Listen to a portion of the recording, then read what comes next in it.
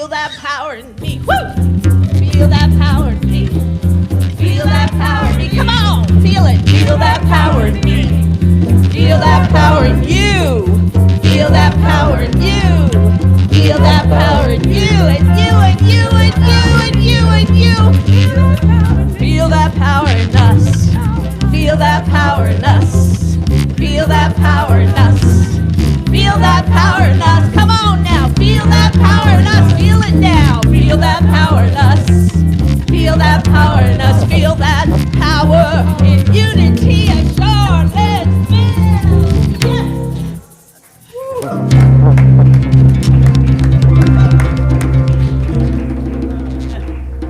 Wow. Hey, if anybody was asleep. Good morning, everybody. Welcome to Unity of Charlottesville. Welcome to everybody online. And let us take this feeling of joy and power. Today is the final day of Advent, and the subject of Advent today is joy. And I want to read you from the Daily Word. Everybody know about the Daily Word? Yeah? So the Daily Word today is joy. Joyfully I celebrate my oneness with God. As the three wise men followed the star to Bethlehem to greet the newborn child, I follow my inner light and discover the Christ within. As I approach the conclusion of Advent season, I realize that this, rather than material goods or creature comforts, is the source of my joy. The Christ within is that part of me that is always one with God. Omniscience, omnipotence, omnipresence. And when I face challenging times, I can draw from the inner wellspring of joy, my foundation of irrepressible strength and fortitude. I have within me the power to overcome any challenge. This day, this moment, I am joy-filled, and I celebrate the overflowing blessings of my divinity. So the first day of Advent, we lit the candle for, whoops, I forgot to light the Christ candle here. Let's do that first. First day was for hope and faith. The second day was for peace. The third day was for love. And today we light the light for joy. And tonight is also the first night of Hanukkah. The Hanukkah candles are here. I'm not going to light them because the Hanukkah candles are lit after sundown, but the traditional prayer for Hanukkah is Baruch atah Adonai Eloheinu melech haolam asher kiddushanu b'mitzvotav v'tzivanu lahadlik shel Hanukkah. And it means, blessed art thou, O Lord our God, sovereign of the universe, who commands us to light the Hanukkah lights. So we take this into prayer for a moment and just know that this light of life that we light this morning, is the light within our very souls, the light that radiates, that infills and engulfs and surrounds all that we are, all that we do, all that exists in creation. We send this light forth into the universe with joy, with peace, with love, and with hope and faith. We give thanks in the name and after the nature of the indwelling Christ. And so it is. Amen.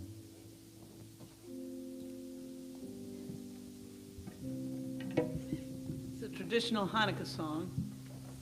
I'm going to play it through one time in case you don't know the tune. So you can sing with us when we sing the second time. 1, 2, 3.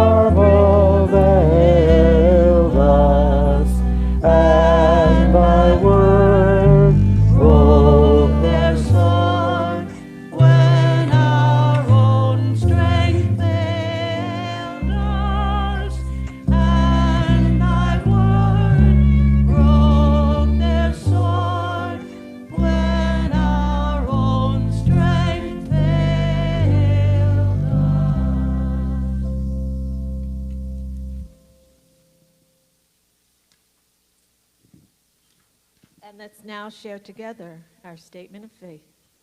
There is only one presence and one power in the universe and in my life, God the good, omnipotent, and so it is. And now we have another opportunity to shine our light together in community. You can stand and greet your neighbor with a wave, a hug, a hello, whatever works. I'm in the right place at the right time. I am just where I'm supposed to be. I'm in the right place at the right time. I am just where I'm supposed to be. Oh, my soul is welcome here. Oh, my soul is welcome here. I am getting the message loud and clear. My soul is welcome here. I'm in the right place at the right time. I am just where I'm supposed to be. I'm in the right place at the right time. I am just where I'm supposed to be. Oh, my soul is welcome here. Oh, my soul is welcome here. I am getting the message loud and clear. My soul is welcome here. I am getting the message loud and clear. My soul is welcome here.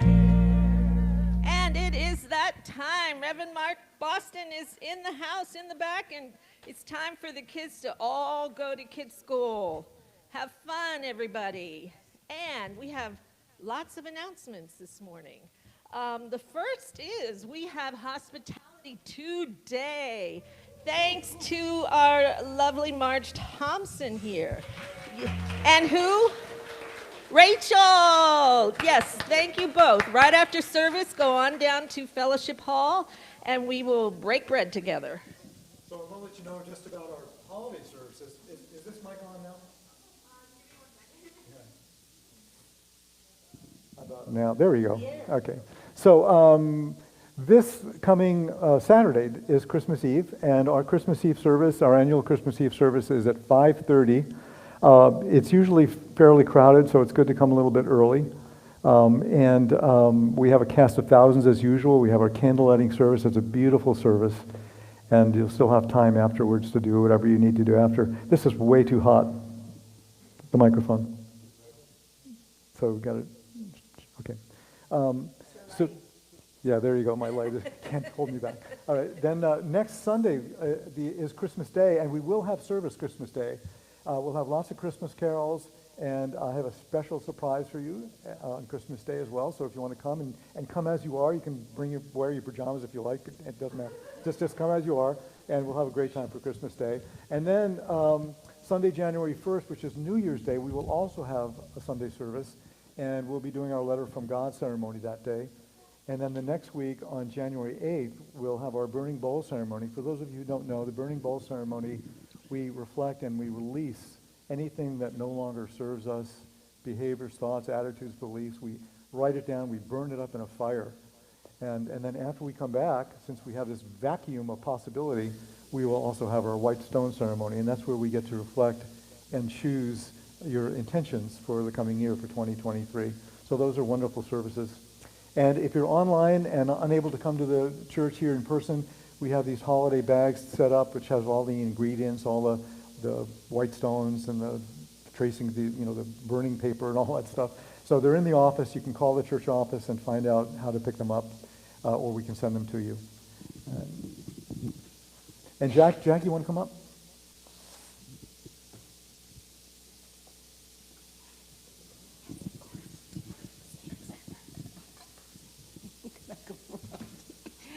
Good morning, everyone. I just wanted to let you know we order poinsettias every year from Millmont, and they are absolutely gorgeous.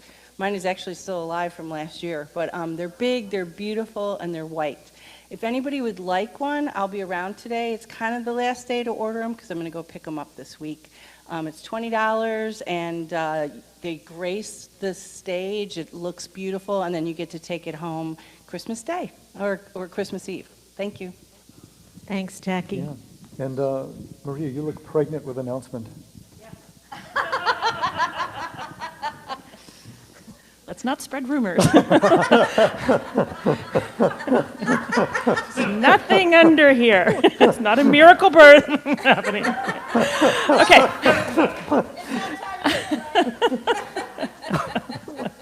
Not me, Lord. Okay.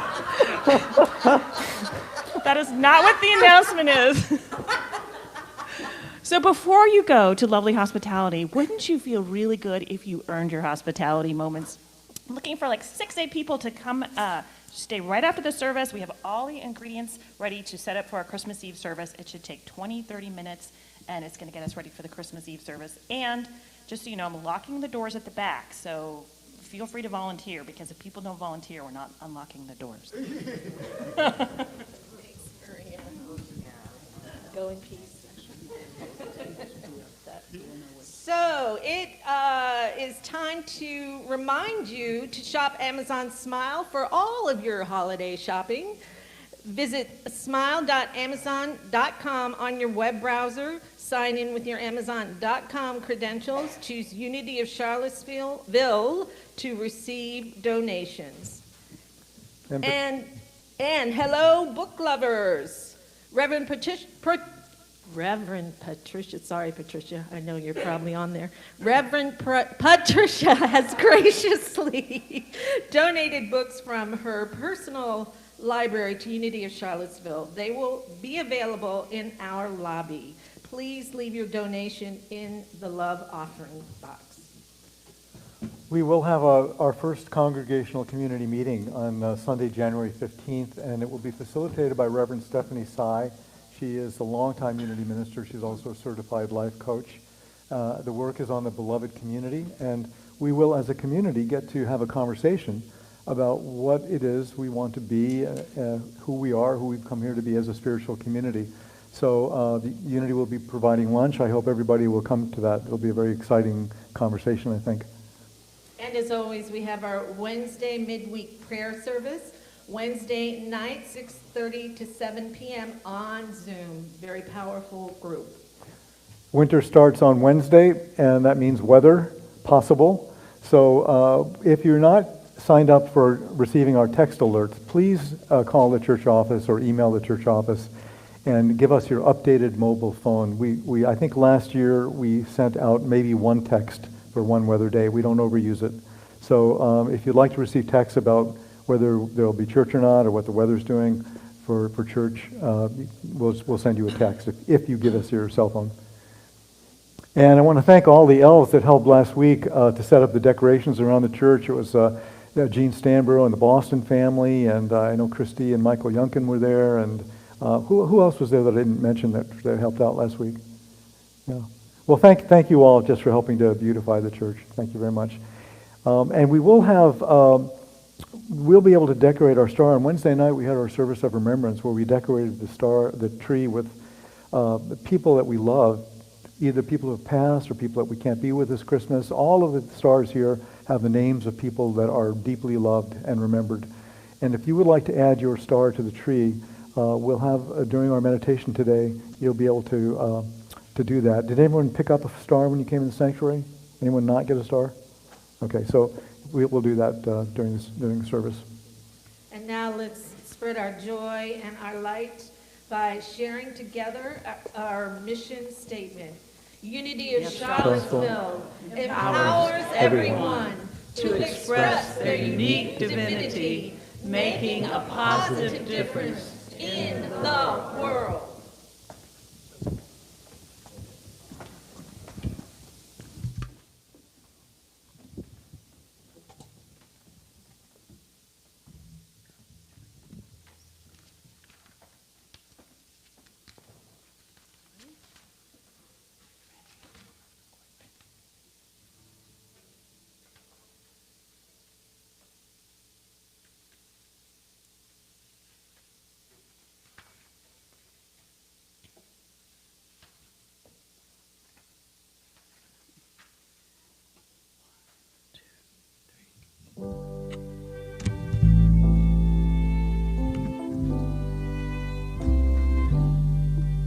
the spark of love that lit the world 2,000 years ago, shone so bright it sparkles still in our hearts above and below. So here's to love, let us sparkle. Here's to love, let us shine. If one by one each spark would ignite, we'd sparkle with shimmering light. It doesn't matter what you believe, your light's as bright as mine. Let's join our hands together and share our light divine. So here's to love, let us sparkle. Here's to love, let us shine. If one by one each spark would ignite, we'd sparkle with shimmering light. When every heart illuminates, this world will find its way.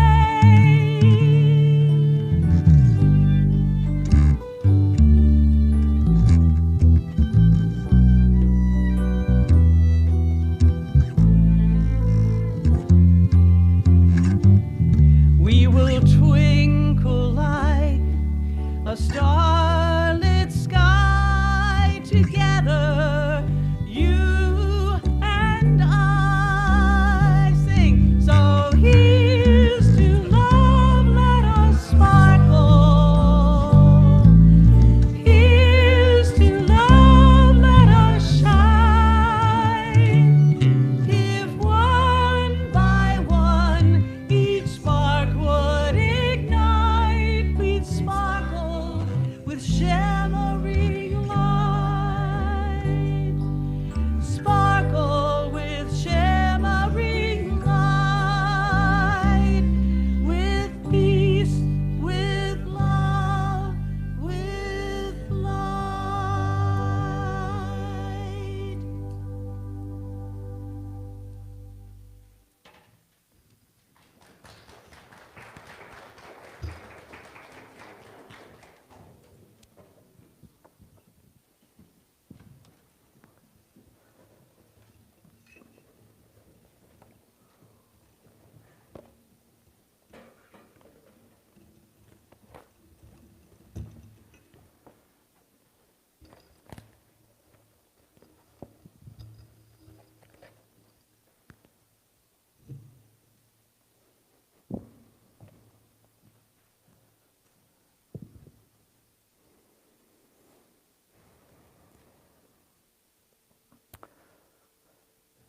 Well, just before the start of the annual Christmas Eve service, the music director suddenly dropped dead.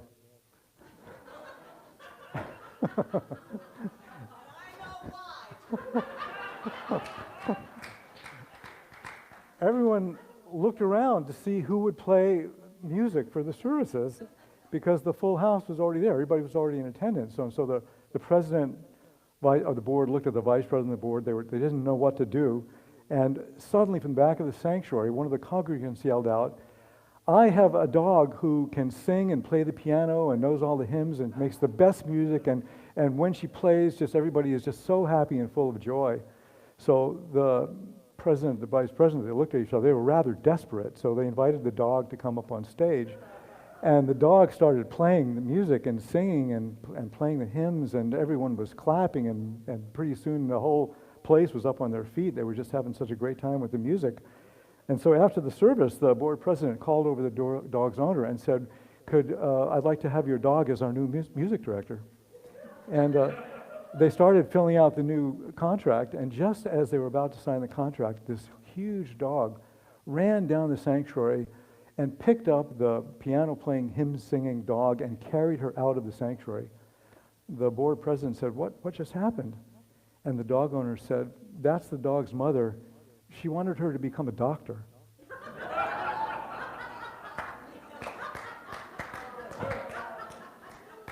So, if Blair ever retires, which he never will, this could be your new music director.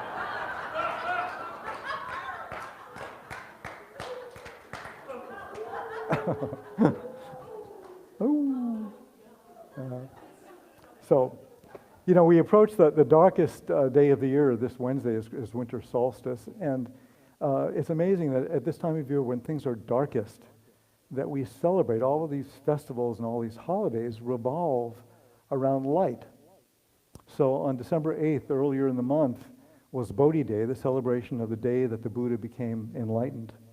And the story goes, and don't try this at home, 2,500 years ago, the young prince in northern India, Siddhartha Gautama, sat beneath a fig tree and made this declaration: even though the flesh falls from my bones and the bones themselves crack, I will not get up from this seat until I have attained supreme and perfect enlightenment. I attempt this frequently, but Patricia always makes me come down for dinner, so it doesn't work. But the Buddhist traditions agree that as the morning star rose in the sky in the early morning, the third watch of the night, Siddhartha finally found all of the answers that he sought, and he became enlightened. And in his words, reputedly, is, my heart thus knowing, thus seeing, was released from the fermentation of sensuality, released from the fermentation of becoming, released from the fermentation of ignorance, and with release there was this knowledge released, and I discerned that birth is ended, that holy life is fulfilled, the task done, there is nothing further for this world. That was the Buddha. So tonight is the first night of Hanukkah for Jews around the world.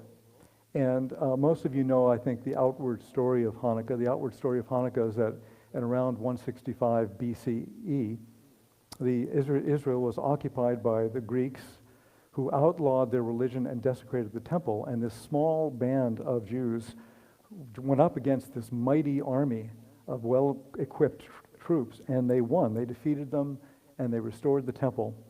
And they found the sacred oil in the temple, and only had enough oil for one day, but instead it burned for 8 days. And this was the miracle of God, in God's love and God's abundance and protection for Israel and for the Jews. But there's an esoteric meaning to Hanukkah as well, which is taught in the Talmud. And the Talmud says that on the first day of creation, while existence remained in a complete state of chaos, God began the process of bringing order to the chaos by commanding the existence of light into reality. God spoke and light was. But according to Genesis, the sun and the moon and the stars weren't created and weren't placed in their orbits until the fourth day of creation. So there's a little discrepancy. There's light first, and then 4 days later, the light of the sun, the moon, the stars in their orbits. And so the Talmud commentaries say that this first light that was created by God is not the light that you and I know, that you and I see and live by on a daily basis.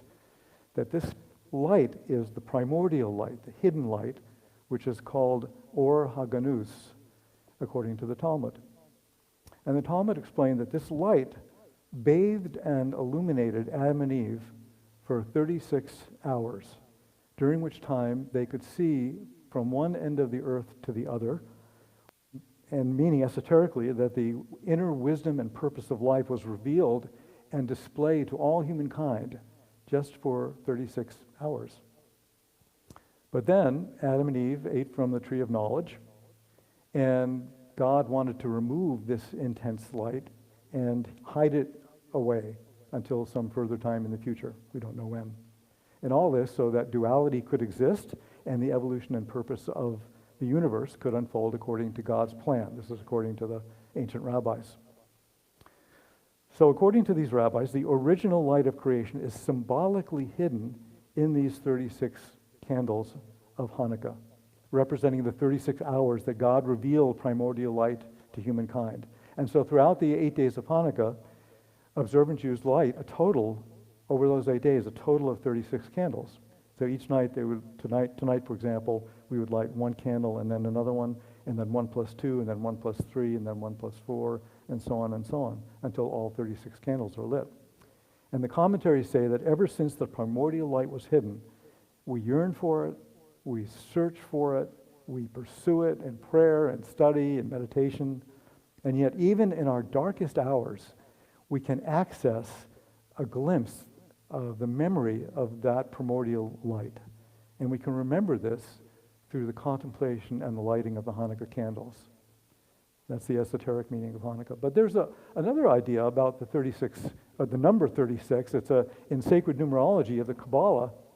In every generation, there are 36 elevated souls called tzaddiks, or the religious ones, who sustain and nurture and maintain and guard the Or Haganuz, the primordial light. And so it's concealed and unassuming and virtually unknown to each other. The tzaddiks don't know who each other are. They don't even know themselves if they're tzaddiks. But they are the sparks of the original Or Haganuz, the original primordial light. And through their refined consciousness, so the rabbis say, the light of Torah permeates and sustains the world. It's a lovely idea, isn't it? But as you know, we teach in unity that we all have light within us. We're not just the tzaddiks and the saints, that we all have this light within us.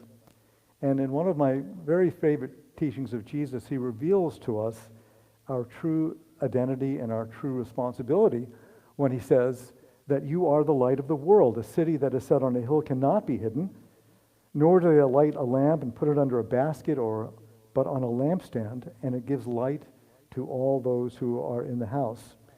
Let your light so shine before men that they may see good works and glorify your Father in heaven.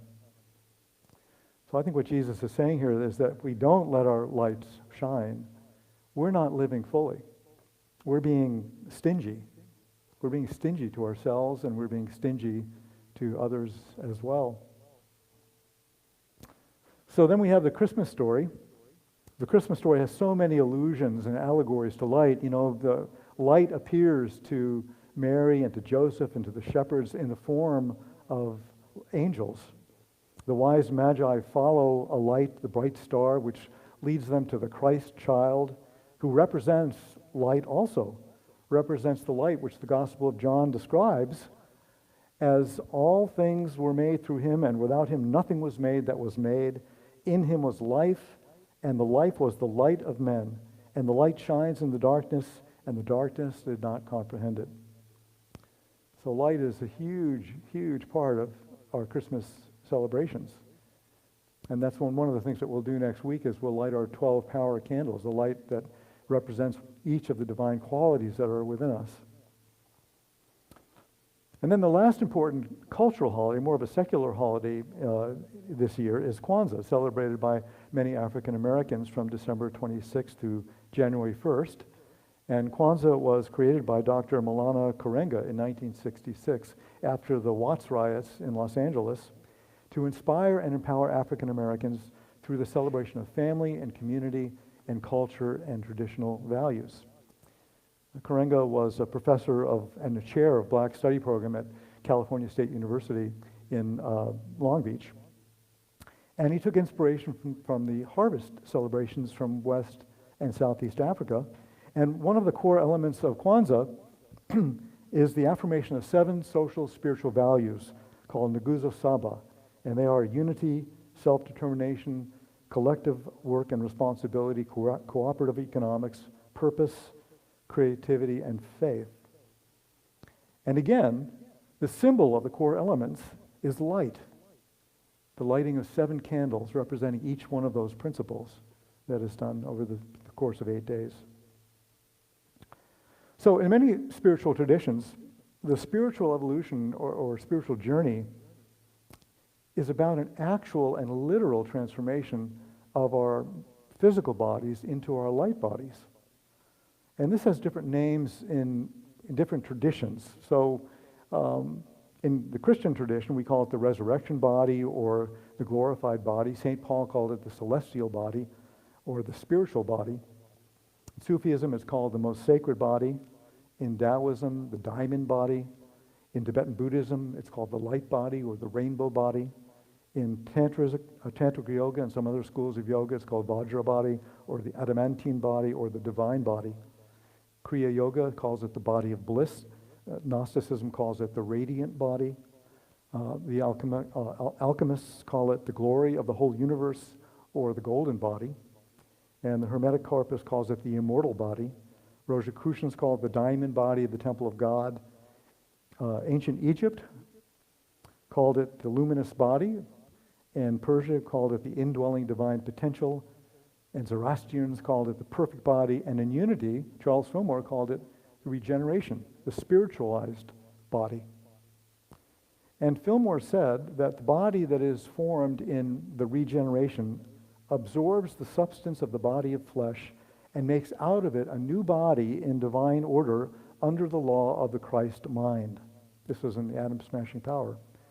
Fillmore called this spiritualization of the flesh, I think I have this quote here actually. Fillmore called this spiritualizing the flesh, and said that this is the process that Jesus underwent for the ascension. And he said, we can do it too. In fact, he tried to prove this in his life, but unfortunately he died at the ripe old age of 93. He didn't quite make that.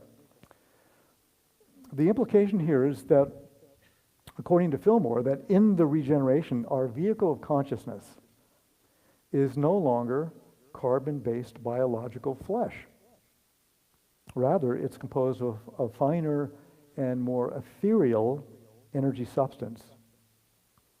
And you've already seen in some of the slides the representation of the expression of inner light in the auric fields and the halos of sacred figures throughout history as they're portrayed in art, and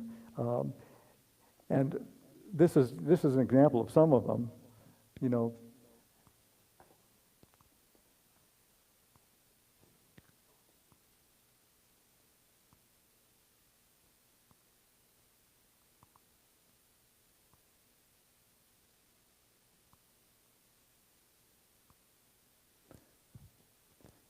This is Durga, the goddess of strength and power. So, and you see the light just emanates from all of these sacred beings. In 1939, Carolean photography demonstrated light emitting from plants, and then other photographic methods were evolved to detect auric fields in human beings as well. So, how do we let our light shine? How do we let our light shine both figuratively and literally? How do we let our light shine? Well, Charles Fillmore said that in Keep a True Lent, he said that we must go back to source and let its clear light flood our whole being with truth. Let me say that again. We must go back to source and let its clear light flood our whole being with truth. And so the common thread, or the common stream, really, that unites so many of these world spiritual traditions is that the way to source is through the purification of mind and body, through meditation, through prayer, through study of sacred scripture, whatever that might be, for self-inquiry, for sacred service, for sacred community, spiritual community, and for remembrance. Just remembering who we are. And I want to show you a clip about remembrance from an episode of Star Trek Next Generation. Where can you go to church and watch Star Trek? But I need to set it up for you. So in this episode, the Enterprise finds a shipwrecked survivor who has amnesia, And they quickly learn that he also has remarkable healing abilities and that he's also a fugitive. He's being chased and sought after by the Zalkan Empire. And so in this scene, the Zalconian ship is confronting the Enterprise, and they're threatening to blow it up if they don't return this prisoner, right? So can we have the stage lights off? Is that possible?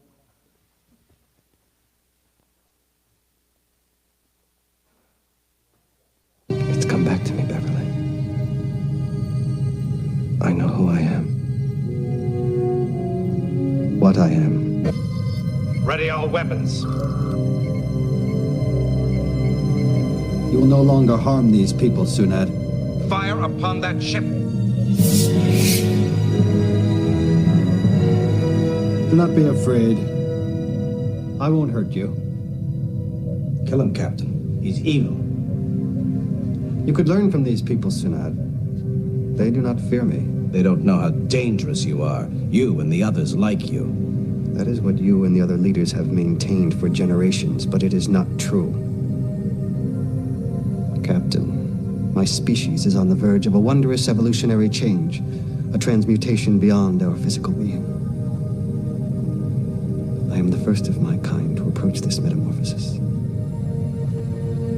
They tried to convince us it was a sickness we would never survive, that the pain and energy pulses would kill us.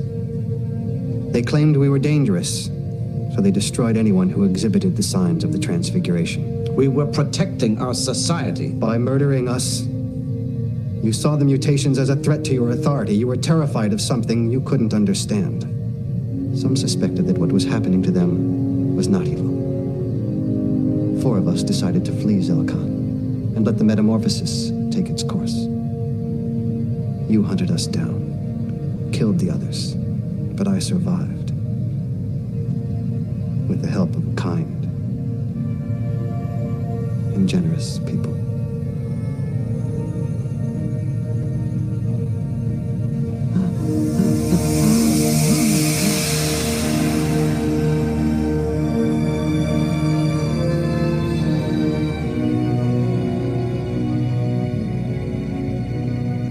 There is nothing to fear.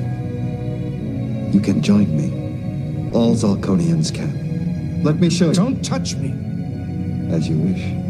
But others will listen now that you can no longer prevent me from telling them the truth. Those who are willing will follow me.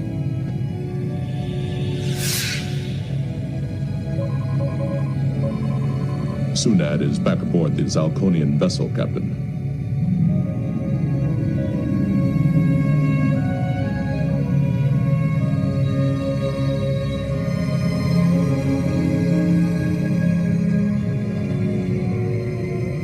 My people are about to embark on a new realm, a new plane of existence, thanks to you. It is our mission to seek out life in all forms. We are privileged to have been present at the emergence of a new species. Beverly, you gave me life, and more. I do not have the words for my gratitude, or my sorrow at leaving you.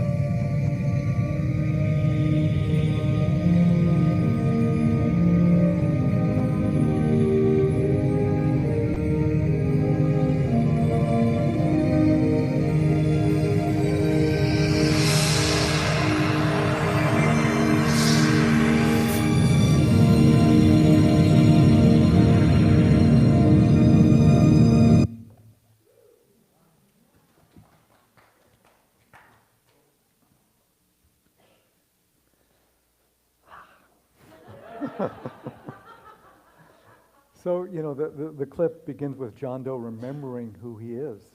He is light, literally. And his light must shine. It just must. There's nothing that can stop him.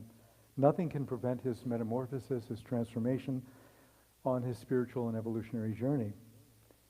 And, you know, the question that this brings up for me is, have people in your life tried to convince you to hold back or to squelch your light? Or scale down your light?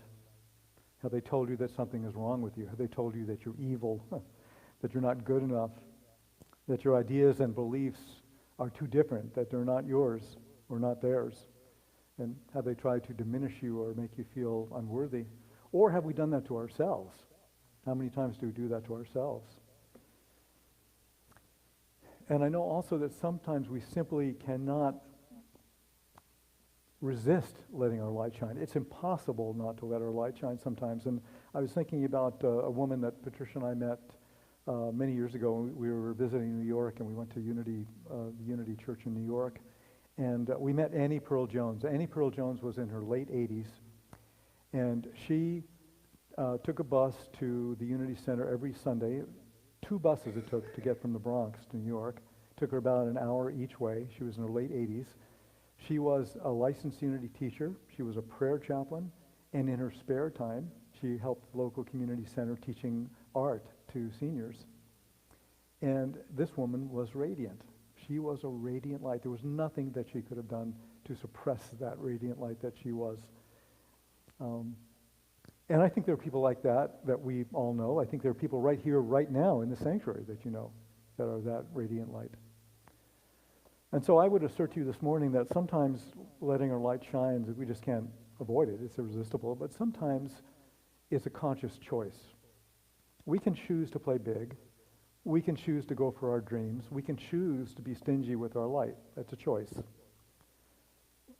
Or we can choose to know who and what we are, just like John Doe did, and not get hooked by the people and institutions that would keep us down or squelch that light. And I believe that this is the deepest message of Bodhi Day and Hanukkah and Christmas and Kwanzaa. This is the deepest message, to remember who and what we are.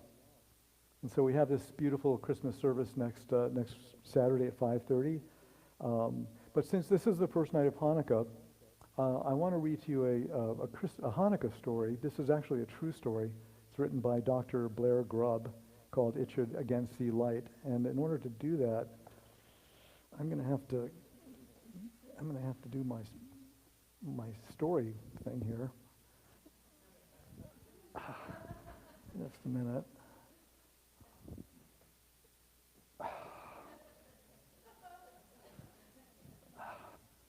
All right then. So, children, several years ago, a physician from southern France contacted me. His granddaughter had taken ill with a disease that baffled the physicians there.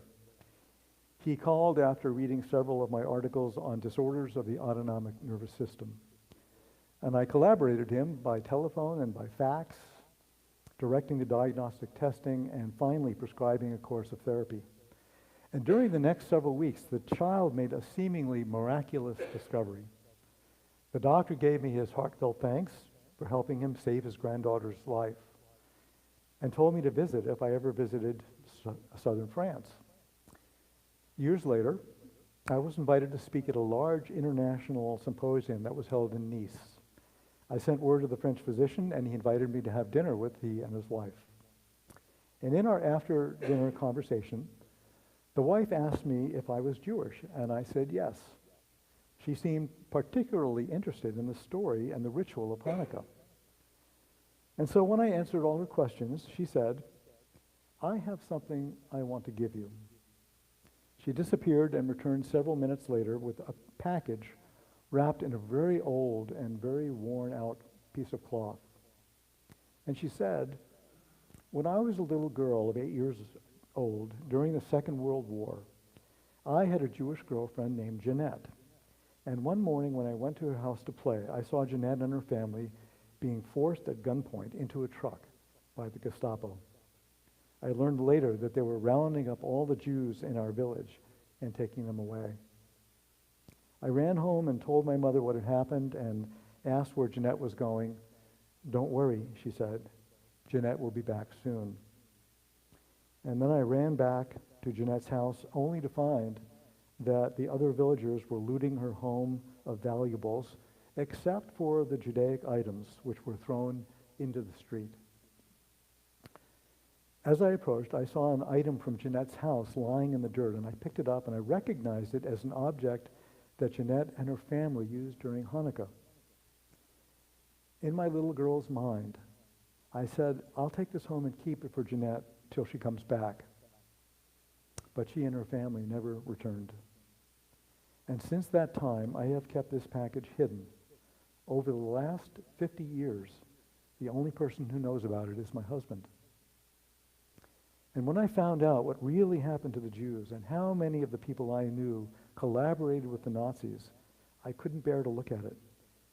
Yet I kept it. I kept it hidden, waiting for something, although I wasn't sure what. And now, tonight, I know what I was waiting for. It was for you. It was for you, a Jew who helped cure our granddaughter, and it's to you that I entrust this.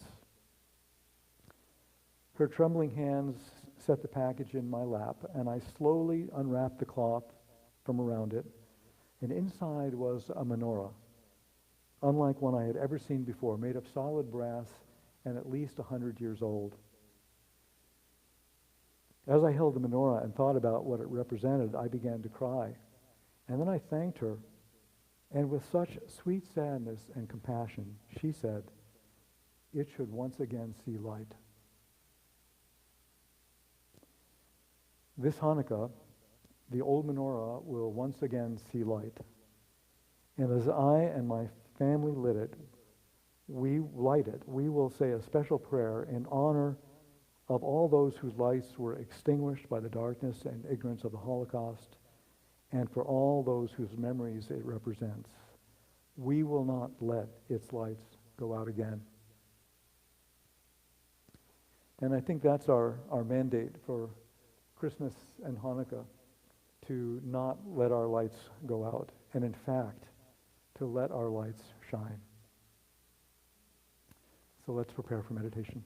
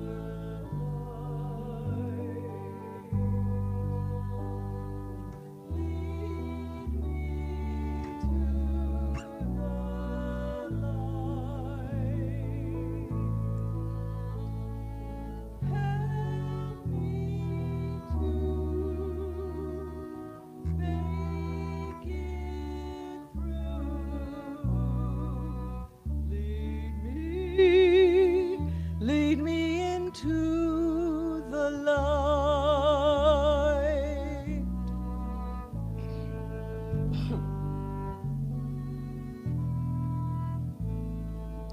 Make my eyes to see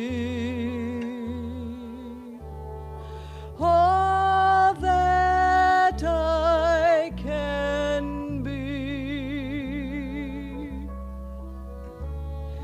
Help me to see it through.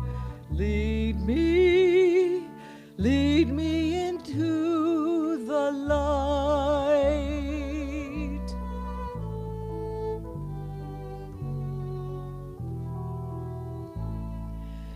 Turn my night to day.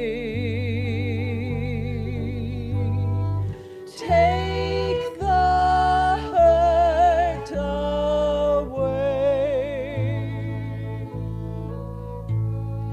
Help me to be with you. Lead me into the light.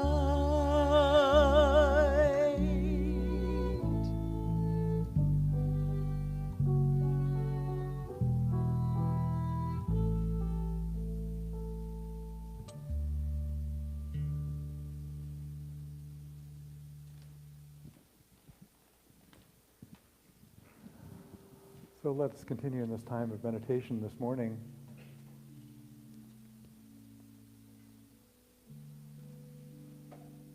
And we frequently hear this word light, the light of consciousness.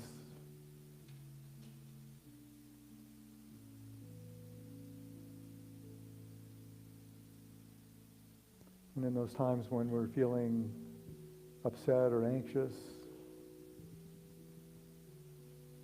we have this idea of shining the light of consciousness on whatever situation is there. That light brings with it clarity and awareness and guidance, wisdom.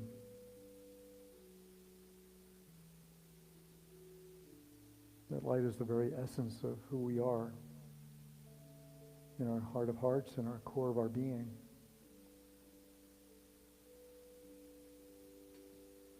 That the light of God that surrounds us and enfolds us is not just a figurative idea, not just words, that we are that.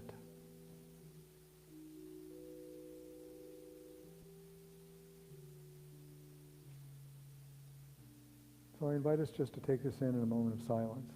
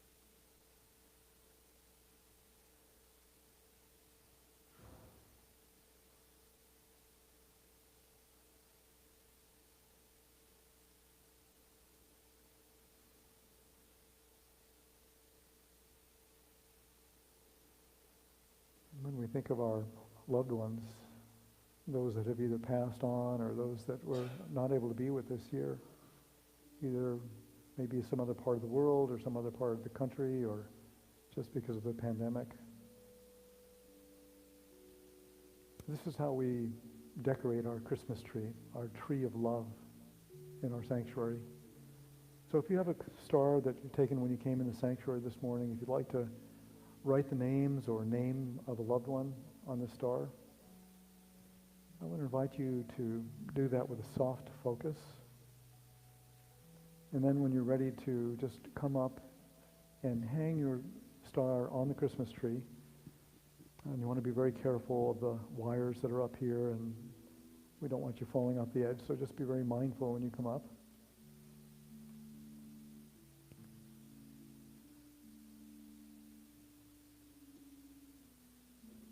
If anyone hasn't received a star, Cindy, can you hand them out to people if they, yeah. There are two ways to come up, either this way or up the stairs.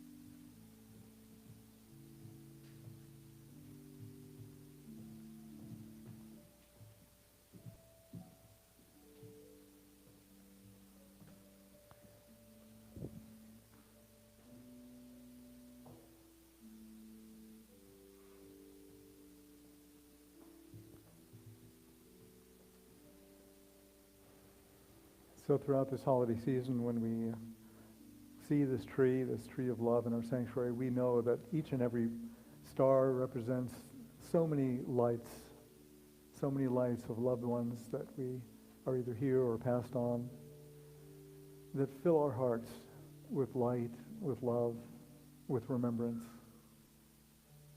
And that we're so grateful for each and every one of these lights that walk the earth, each and every one of these lights that enriches our life, that lets our light shine, that supports us, nurtures us as we have nurtured them. And so we say, thank you, God. And so it is. When it feels comfortable, please open your eyes and gently. And if we have more stars out there, if you didn't get to do that during this time, you can come up after the service and place your stars.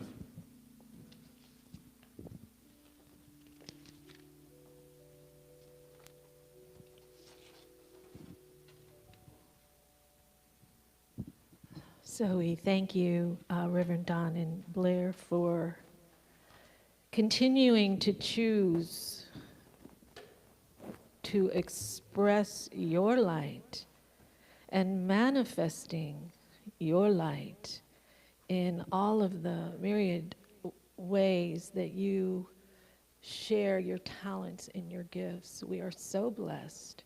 We are so blessed to have both of you as our leaders, leading us to the light. Thank you.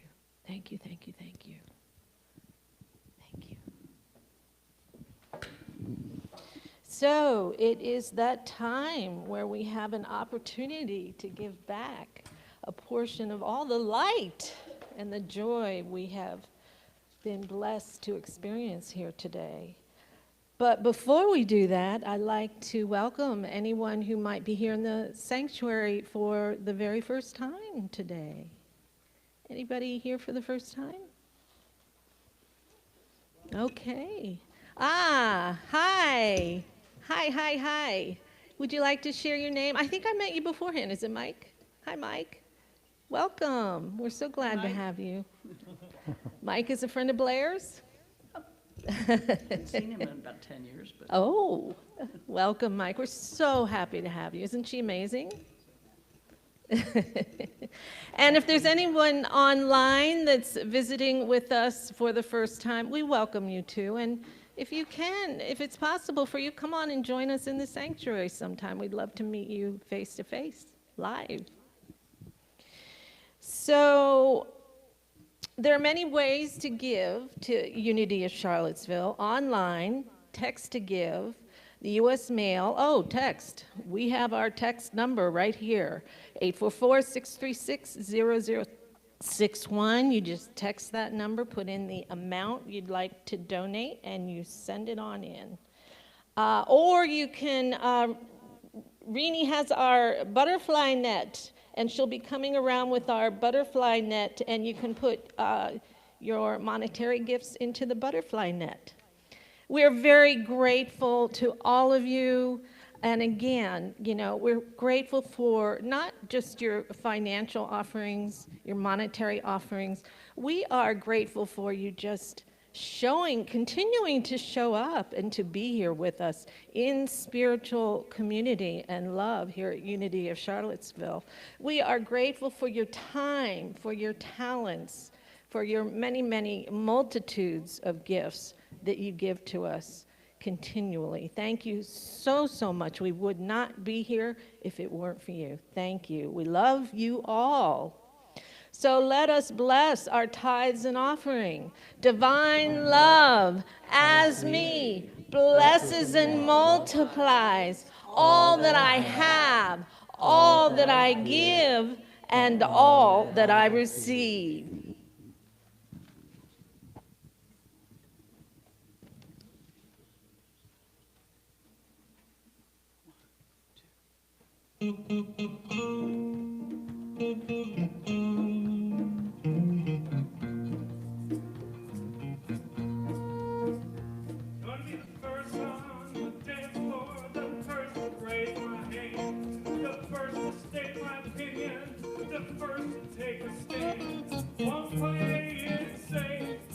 Wait for a sign, I'm gonna throw myself out there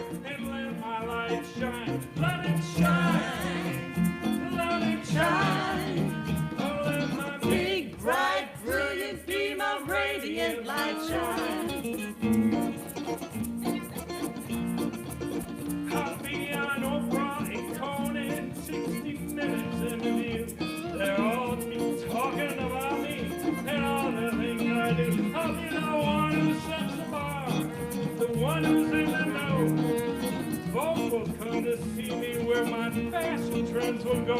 'Cause I shine, yes I shine. I let my Big, bright, brilliant beam of radiant light shine. For too many years I hid my light, fearing I was too much and who I was just wasn't right. Then I heard this voice from within and up above saying, you're here to be a shining light. Give and receive love, I'm going for my dream. Nothing's in my way, carpe diem is my mantra. Practice kindness every day, I'll take time to connect, I'll take time to have fun. I wanna know I've used up every drop before my life is done. So I shine, yes I shine. Sing it with us. I let my Big, bright, brilliant beam of radiant light shine.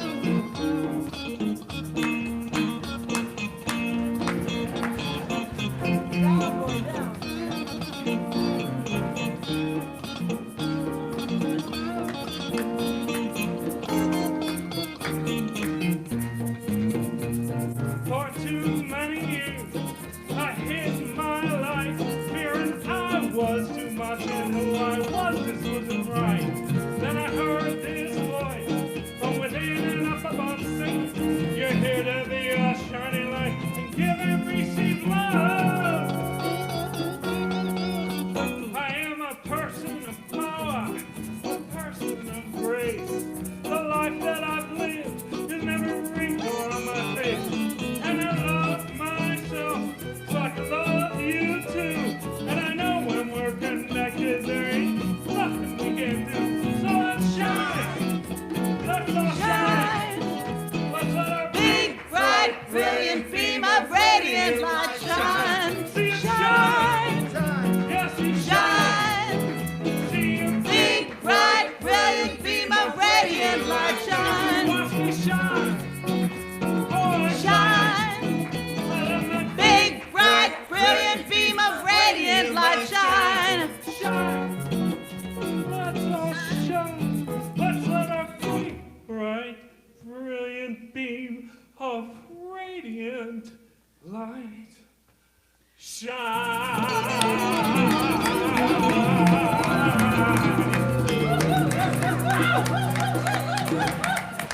All right, Kevin.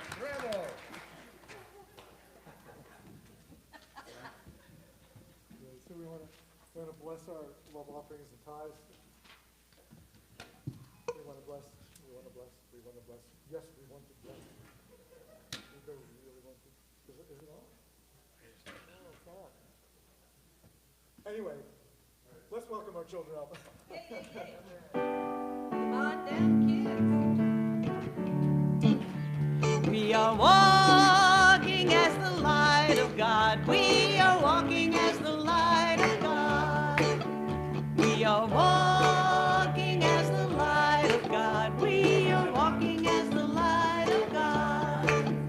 We are walking, walking, we are walking, walking. We are walking as the light of God. Light of God. We are walking, walking, we are walking, walking. We are walking as the light of God.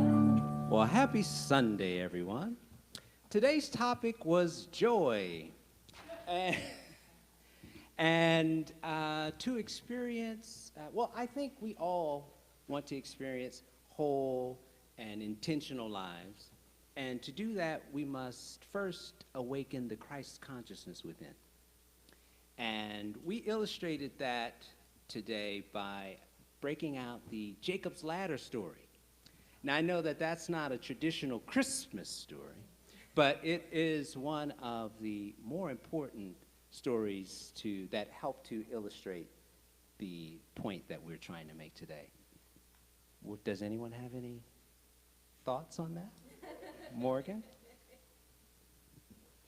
So I believe that this topic it goes in very deep if you actually think about it. And thoughts is kind of what revolves around this. And so thoughts are like something that comes to you and where you can like actually like, so your mind tells you what to do. it's one of the main sources where you get everything that you do from. And so when thoughts come to you, you can decide what to do with them. You can do something not so great. You can do something amazing. You can do something a little bit of both. You can do something like different. But one thing that goes into thoughts is emotion. And so depending on how you think of the thought brings you emotion, which leads to me thinking that emotion isn't exactly a real thing. I believe that emotion is kind of an illusion because usually it's how you think of it. So to get emotion, you have to think of a thought in some way. And so to actually get mad, you think of a thought and you think of it badly. I also believe that to get some types of thoughts, it also comes from personality, what you have experienced in the past. If you used to give to the poor or something like that, you'll have good thoughts. You'll have thoughts about doing that again. If you had some times where you did some not so great things, sometimes you might not have good thoughts all the time, but to be honest, personality is a big part of thoughts because to have a thought, you have to have something behind it to get the thought. Beautifully said, and very comprehensive. Wonderfully said. Does anyone else have anything that they'd like to add to that briefly? Because I think we said it today. No? Oh, well, very brief. Yep. I believe that your thoughts influence your emotions in a bunch of different ways. Depending on the environment or the situation that's happening, your thoughts basically analyze and perceive the stuff that is happening, and that influences the emotions you feel toward that environment or thing or situation. So something bad happens, your brain's like, oh wow, that was pretty terrible. So then you feel upset or sad or something. So basically your thoughts can influence the emotions you feel, and basically that means you can also pick your thoughts and choose to feel the emotions that you want to feel, because your thoughts influence the way you go about things. So you can just think about your thoughts and how that may affect your way of life, how you feel, how that might affect others. Then you have more control of yourself and the things that happen around you and the people you like or love and want to be around. Very timely for this time of year. So why don't we bless these wonderful young minds? Children, unity, why are yours? Teachers and parents, you are loved, special, and important. Amen. I think we have future ministers in our group. So Meg, I don't think this is on. So just to thank everybody that has been helping out this morning. Thank Maggie and Bob and Carol up there in the booth, and Cindy and Rini down at the blessing teams, and of course our fabulous music team. Can we hear it for our fabulous music team? That's great, everybody. Thank you. And Janice, thank you so much. And we will have fellowship right after, so if you want to go downstairs, there's fellowship. This next Saturday, our Christmas Eve service at 5:30, and next Sunday, Christmas Day, we will have service here. So thank you all, and let's stand and do our prayer for protection. Can I just say a word about, we have a rehearsal that involves some of you after the service, but you can take a minute to go downstairs, freshen up, grab something quick, and then come back up. Yeah, the Healing Helpers will be in this corner here, and Peggy, is Peggy still here? Peggy. Are you going to be Peggy and Janice are here for prayer in front, down front. So, okay. So together, the light of God surrounds us. The love of God enfolds us. The power of God protects us. The presence of God watches over us. Wherever we are, God is. And wherever God is, all is well.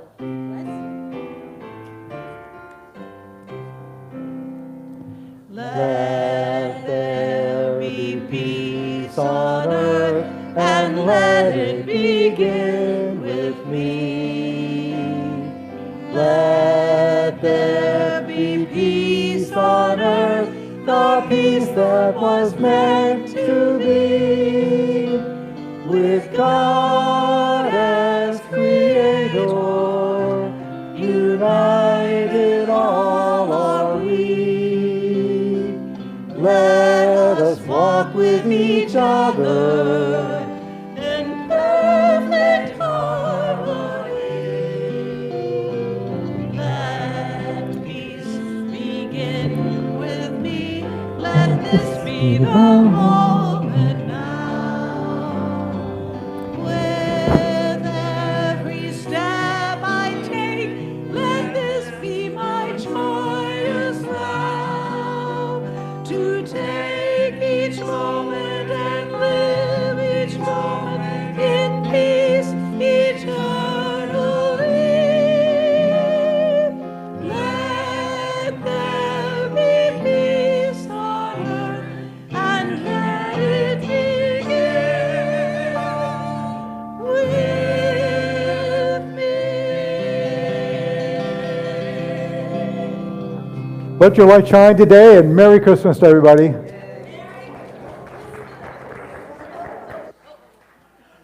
Let it shine. Oh, first song, okay, first song. Okay. Here you